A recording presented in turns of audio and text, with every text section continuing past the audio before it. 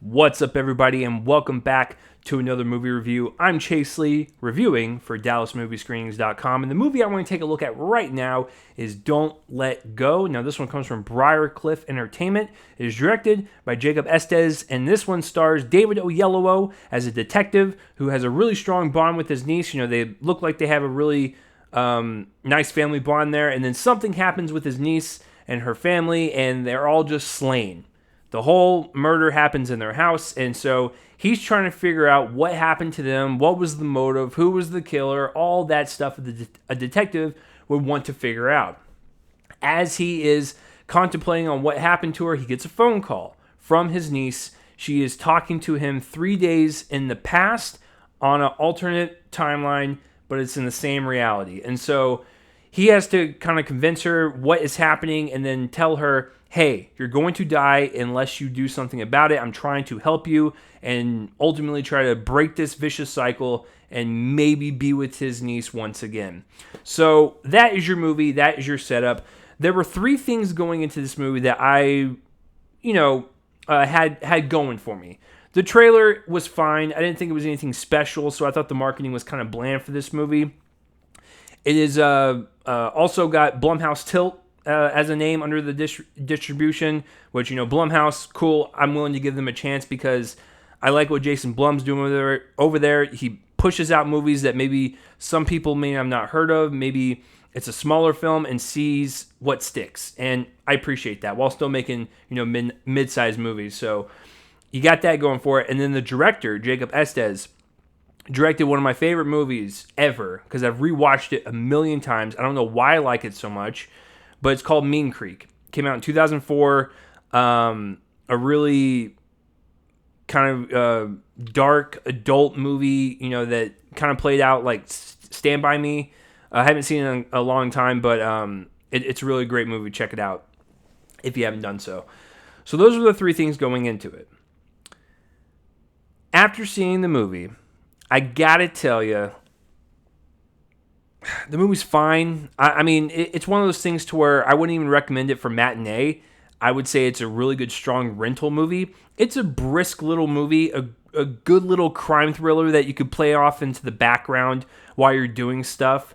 That's not necessarily a bad thing. It's just, I don't know, nothing really stood out to me in terms of like a theater experience. It was more like a TV movie, and I was entertained for an hour and 40 minutes, but, that wasn't really enough for me. So the one thing I will say about this movie that is different than other crime thrillers, detective stories, because that's stuff we've seen over and over again, it's the premise. It has this cool, unique science fiction bend to it. It sets itself up to where it could go in many directions. And that's what was great about it, is because it wasn't the solving the murder or solving the case. Like I said, we've seen that a million times before. It was about the relationship that he had with his niece and this premise.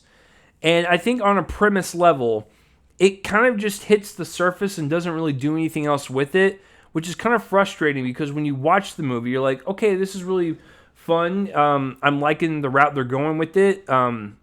With these alternate timelines, like what's going to happen. It keeps the mystery alive. It keeps it burning, and you're intrigued the entire time because you have no idea what's going to happen. And that was exciting. But when the movie ended, you feel like there could have been more. You feel like they could have explored it way more than they did. And so I was a little disappointed in that aspect.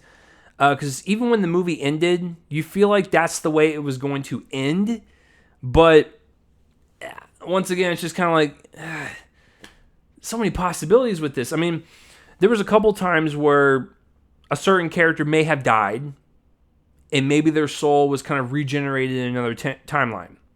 The movie had a terrible idea of going through with that execution, but I got the hint once it was done.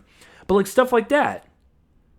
And then that, like I said, like that's really cool. And then I don't know, it just seemed like it was just kind of just touching the surface with this. Like this would make a really good like television show or like an even longer movie, I wouldn't mind watching 3 hours of this, to be honest with you. If you have David Oyelowo in the lead like this, I will watch it for 3 hours. But yeah, I just thought it was a great start to a movie. Some interesting ideas just kind of fizzled out towards the end. The one thing I will say about Jacob Estes' direction is that it's not really a movie that is directed like, oh my God, this was fantastically directed. It's a serviceable directing job, more pedestrian, but I do appreciate the use of color in this movie. These are little things that a lot of filmmakers will not put in their movie, and they will just take for granted, and just make it all one color when you're dealing with two different time periods, and just call it a day. But the slight colorization of making the future more bleak and gray and kind of like hopeless, and then you have the past timeline, bright, colorful, boasting with color, and it's got life to it. It's got hope before the murders happen, and so like just little touches like that I found to be a nice little creative eye, just kind of thrown in there from Jacob. So yeah, I'll give him credit on that. And so going into the performances now, David Oyelowo is great. He's always great. This guy needs to get more work. You figure after Selma, like he would just be exploding off into a lot of different projects, but here we are. Yeah, once again, he was great. I like Storm Reid quite a bit in this movie. They have such a great relationship together. It's nice. It's a sweet little relationship. Brian Tyree Henry pops up because he manages to pop up in everything. He plays the brother of David Oyelowo and the father to Storm Reid. He's good in the little bits that he's in, but not enough to like justify hating this movie or liking this movie because of his performance. It's mainly about Oyelowo and Reid. They're the glue to this film, and I think they do a fine job kind of taking us along that journey. And then the last actor I wanted to give props to is I pulled it up on my phone because I did not want to get his name incorrect. Mykelti Williamson. Great job. I'm not going to say anything more about that. You look it up for yourself if you want to get spoiled, but I will say one of the more committed, entertaining performances I've seen this year in the role that he was in. Wow.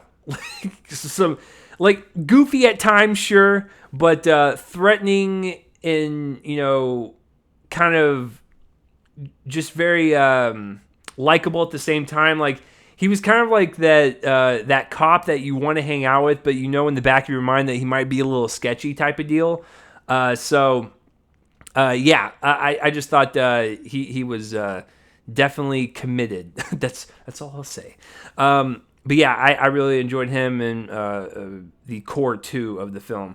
So once again, it's a fine movie. It's not anything that I'm going to rush out to go see or even recommend you to rush out to go see.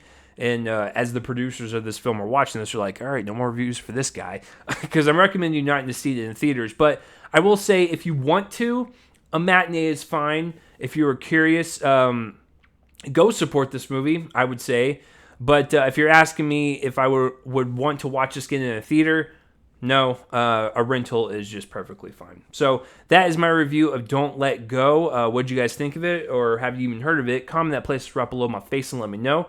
And that will do it for this review, guys. I'm Chase Lee, and tune in next time for whatever I review next. I will see you guys later.